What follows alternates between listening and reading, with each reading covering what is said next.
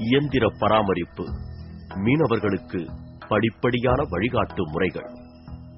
இந்தியாவின் தென்பகுதியில் உள்ள தமிழ்நாடு 1076 கிலோமீட்டர் நீளமுள்ள கடற்கரையை பெற்றுள்ளது.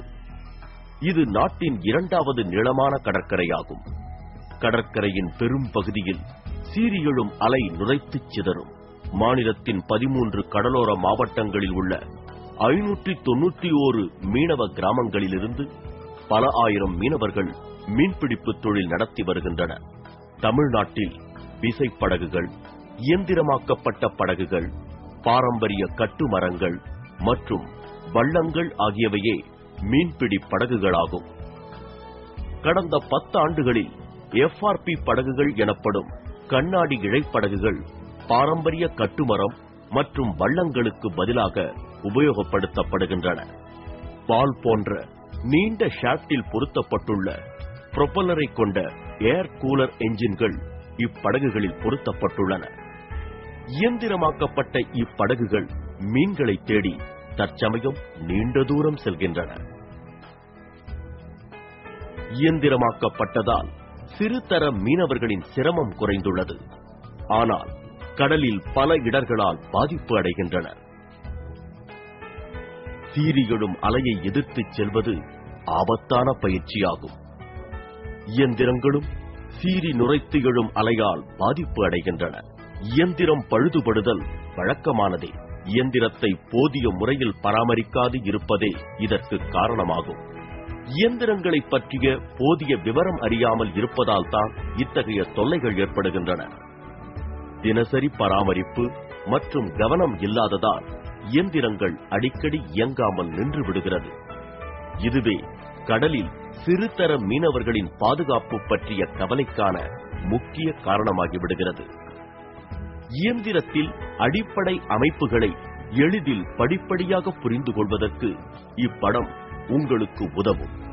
தினசரி சரிபார்க்க வேண்டிய குறிப்பு, இயந்திரத்தில் ஏற்படும் தொல்லைகள், தொல்லையில்லாமல் பழுதில்லாமல் இயந்திரம் சீராக இயங்குவதை உறுதி செய்யும் வகையில் செய்ய வேண்டியவை, செய்யக்கூடாதவை பற்றி தெரிந்து கொள்வதற்கு இது உதவும்.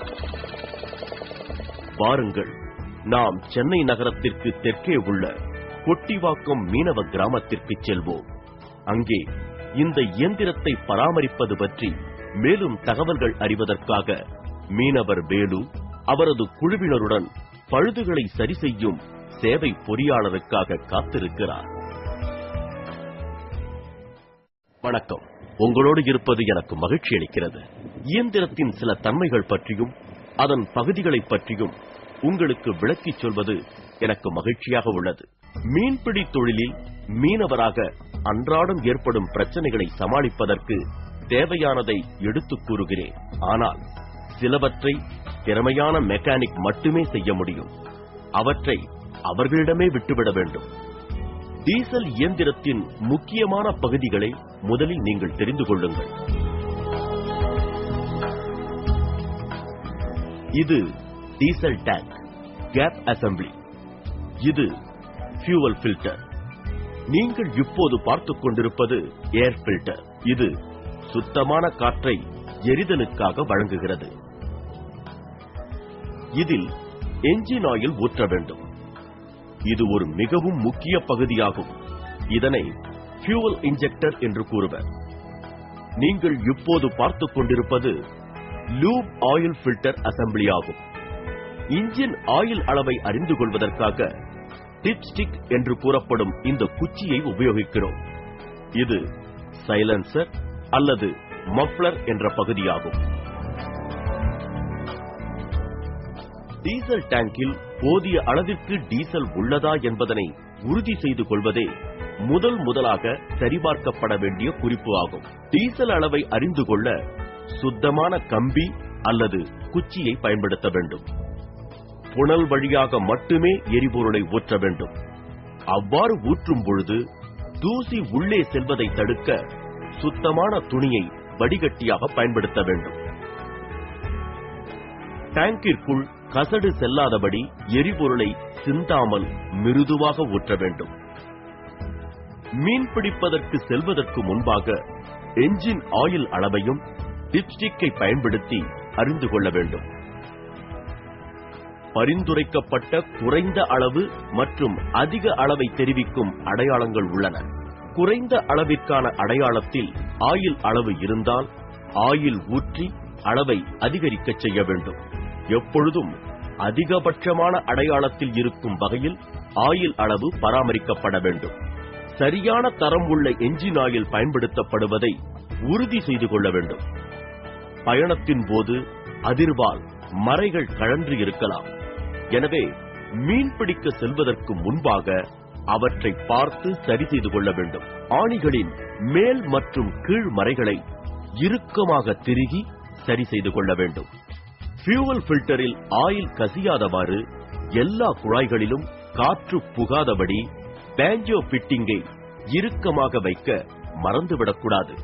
கியர் பாக்ஸ் பொருத்தப்பட்டிருந்தால் அதனை பொருத்தும் போல்ட்டுகளை இறுக்கமாக திருக வேண்டும். ஏர் கிளீனர் மற்றும் மஃப்ளர் ஆகியவற்றையும் இறுக்கமாக திருக வேண்டும். இப்பகுதிகள் இயந்திரம் இயங்கும் பொழுது ஏற்படும் அதிர்வால் கழன்று இறுக்கமற்று இருக்கலாம். இறுதியாக இயந்திரத்தின் எரிபொருள் டேங்க் பட்டை இறுக்கமாக உள்ளதை உறுதி செய்து கொள்ள வேண்டும். இயந்திரத்தின் டீ ராட் சிரமமின்றி அசையும் வகையில் இருப்பதையும் உறுதி செய்து கொள்ள வேண்டும். இது இயந்திரம் இயங்குவதற்கான கீல் போன்ற அமைப்பாகும். மாற்றங்கள் ஏற்படும் கடலிலும் அல்லது சீறி எழும் அலையை எதிர்த்துச் செல்லும் பொழுதும் இயந்திரம் உப்பு தண்ணீரால் பாதிப்பு அடையலாம். ஆகையால் மீன்பிடிப்பு முடிந்து கரையை அடைந்தவுடன் என்ஜின் ஆயிலில் நனைக்கப்பட்ட சுத்தமான துணியினால் இயந்திரத்தின் உலோக பகுதிகளை துடைக்க வேண்டும்.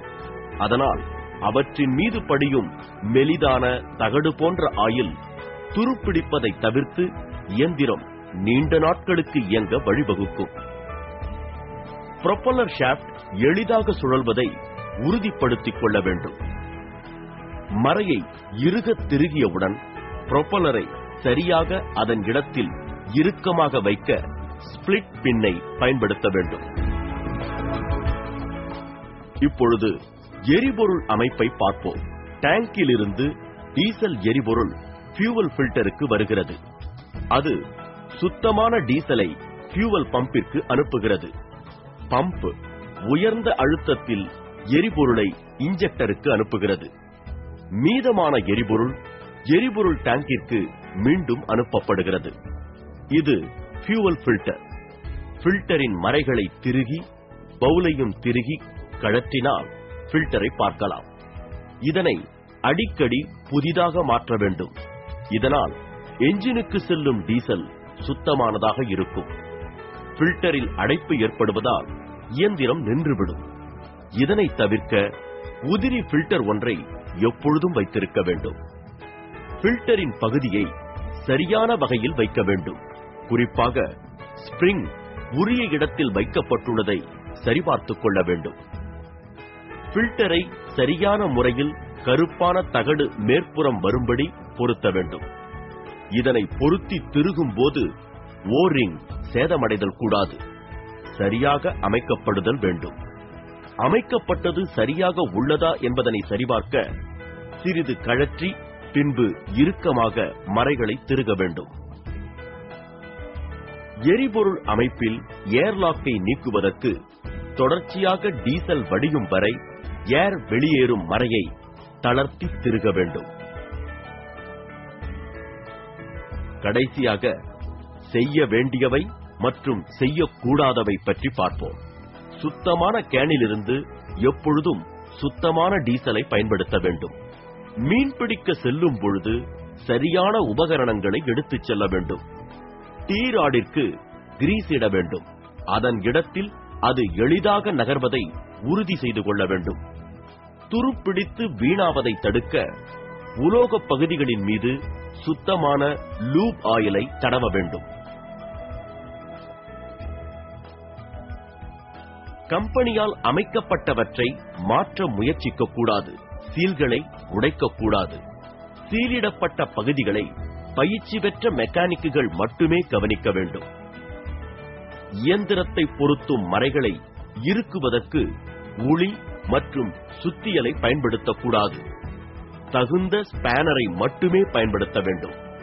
இயந்திர இயக்கத்தை நிறுத்துவதற்கு டீகம்ப்ரஷன் லீவரை பயன்படுத்தக்கூடாது. அதிக வெப்பத்தை தவிர்க்க சிலிண்டர் மற்றும் ஹெட் ஃபிங்ஸ் ஆகியவற்றை சுத்தமாக வைத்திருக்க வேண்டும். நன்கு இறுக்கமாக திருகிய பின் புரோப்பலரை இறுக்கமாக வைக்க எப்பொழுதும் ஸ்பிளிட் பின்னை பயன்படுத்த வேண்டும். அவசியமான உதிரி பாகங்களை எப்பொழுதும் உடன் எடுத்துச் செல்ல வேண்டும். இயந்திரம் ஓடிக்கொண்டிருக்கும் பொழுது இயந்திரத்தின் பழுதுகளை சரி செய்தல் கூடாது. எப்பொழுதும் உடன் பாய்மரம் எடுத்துச் செல்ல வேண்டும். இயந்திரம் பழுது அடைந்தால் அது உங்களுக்கு உதவும். இப்பொழுது நான் சொல்லியவற்றை மீண்டும் நினைவுபடுத்துகிறேன். தினசரி சரிபார்ப்பு பட்டியலை பின்பற்றவும். சுத்தமான டீசலை பயன்படுத்தவும். தேவைப்படும் உபகரணங்கள் மற்றும் உதிரி பாகங்களை உடன் எடுத்துச் செல்லவும். குறிப்பிடப்பட்ட கால முறைப்படியான பராமரிப்பை அலட்சியப்படுத்த வேண்டாம். இடர்பாடுகளால் சேதம் ஏற்படாதபடி இயந்திரங்களை பாதுகாப்பாக வைக்கவும். எப்பொழுதும் பாய்மரம் உடன் எடுத்துச் செல்லவும். நீங்கள் இதனை பின்பற்றினால் மீன்பிடிப்புக்கான பயணங்கள் தொல்லையின்றி மகிழ்வாக அமையும் என்பதற்கு உறுதியளிக்கிறேன். பாதுகாப்பான மீன்பிடிப்பு, மகிழ்ச்சியான மீன்பிடிப்பு.